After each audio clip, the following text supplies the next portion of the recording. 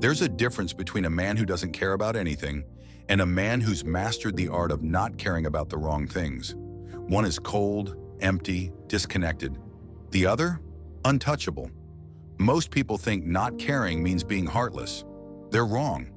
The truth is, when you learn to stop caring about things that don't matter, you finally have the capacity to deeply care about the things that do.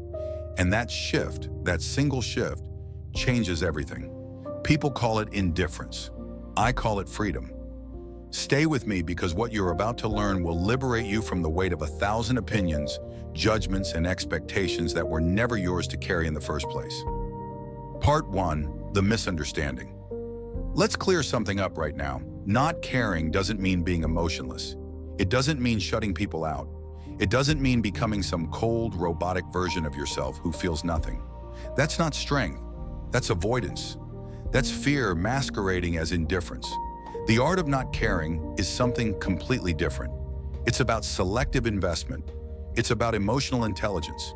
It's about understanding that your energy, your emotional bandwidth, your mental space, these things are finite, limited, precious. And when you spend them on things that don't deserve them, you have nothing left for what actually matters. Think about it. How much of your day is spent worrying about what someone thought of what you said? Replaying conversations, overanalyzing interactions, stressing about opinions of people you don't even respect. How much energy do you burn trying to please everyone? Trying to avoid conflict? Trying to maintain an image that isn't even real? And at the end of the day, what do you have left for yourself? For your goals? For the people who actually matter? Nothing.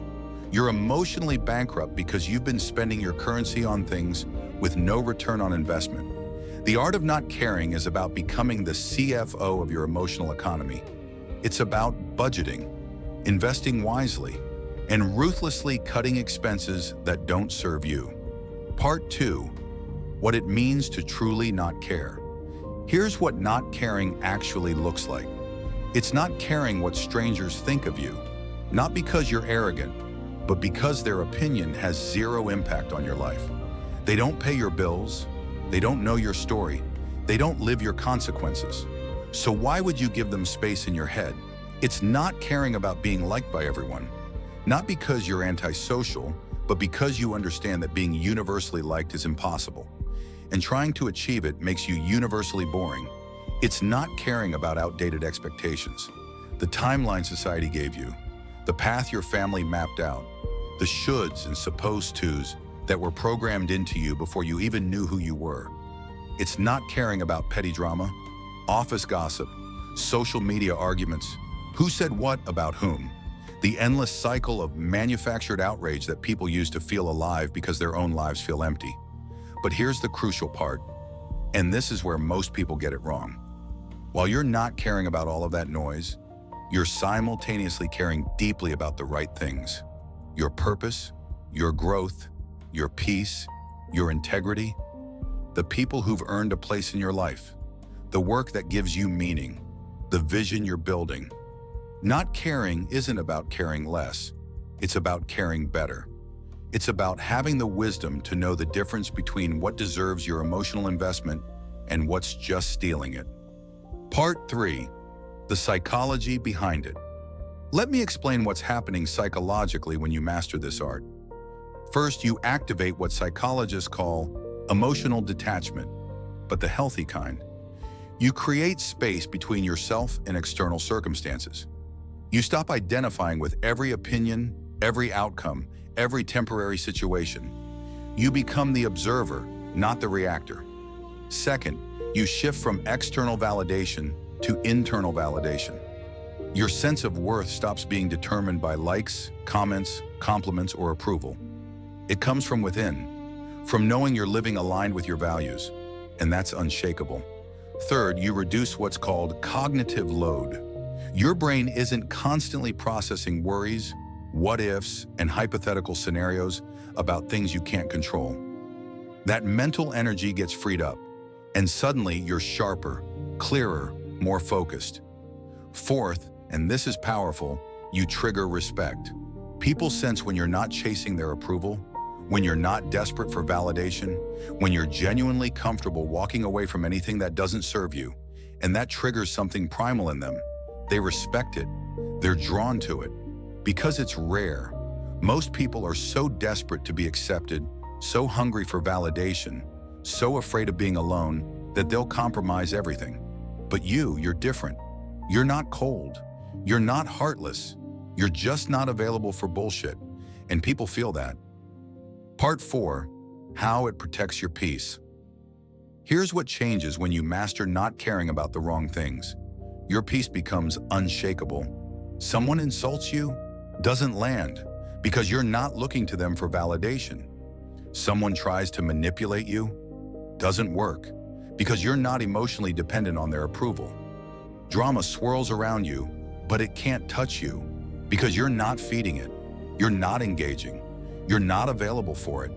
You stop being controlled by fear. Fear of judgment, fear of rejection, fear of missing out, fear of being different. Those fears only have power when you care about the wrong things. But when you don't care if people judge you, judgment loses its sting.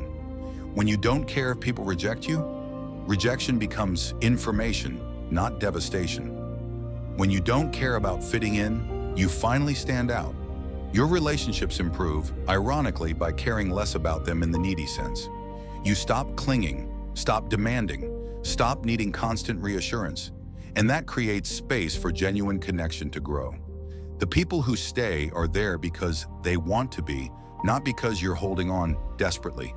And your mental health? It transforms. Anxiety decreases because you're not catastrophizing about things that don't matter.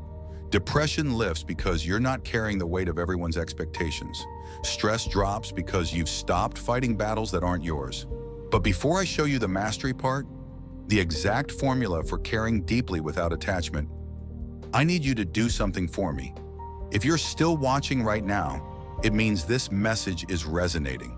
It means you're tired of carrying weight that was never yours. It means you're ready for a change. So here's what I need. Hit that subscribe button right now. And here's why this matters. Every time you subscribe, you're telling YouTube's algorithm that this content matters, that real psychology, real wisdom, real tools for transformation deserve to be seen. And when that happens, this video reaches more men who need to hear this message. Men who are drowning in everyone else's expectations. Men who think caring means suffering. Men who are one video away from the breakthrough you're having right now. Your subscription isn't just a click, it's a vote. A vote for content that actually changes lives instead of just entertaining for 30 seconds.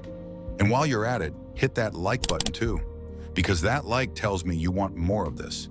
It tells me to keep diving deep, keep bringing psychology-backed truth, keep creating content that doesn't just waste your time, but transforms how you think. Now let me show you the paradox that changes everything.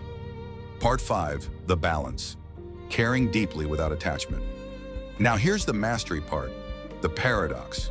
You care deeply about your work, but you're not attached to the outcome. You care deeply about people, but you're not dependent on them staying. You care deeply about your goals, but you're not destroyed if the path changes. This is the art. This is the balance. It's caring with an open hand, not a clenched fist. It's giving your best effort to something, then releasing the need to control the result. It's loving people fully while accepting they may leave. It's pursuing dreams passionately while being okay if they evolve into something different. Most people think you have to choose. Either care so much it consumes you, or don't care at all and become empty. But there's a third option, the master's path. Care deeply about what matters. Invest fully in what deserves it. Love completely where it's earned. But don't attach your worth to it. Don't make your peace dependent on it. Don't let it define you. That's freedom. That's the art of not caring without being cold. Part 6, how to practice this. So how do you actually develop this? Start here. 1. Ask yourself daily, does this deserve my emotional energy? If the answer is no, practice letting it go. Consciously, intentionally. 2. Stop explaining yourself to people who don't matter. Their misunderstanding of you is not your emergency. Let them think what they want. 3.